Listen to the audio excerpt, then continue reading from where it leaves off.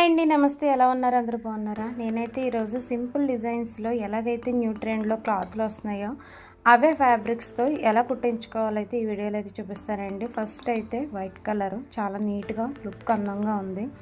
అలాగే బ్లాక్ వచ్చేసి ఇది సాటిన్ వేయలేదండి, క్రేప్ వేసారు లైనింగ్.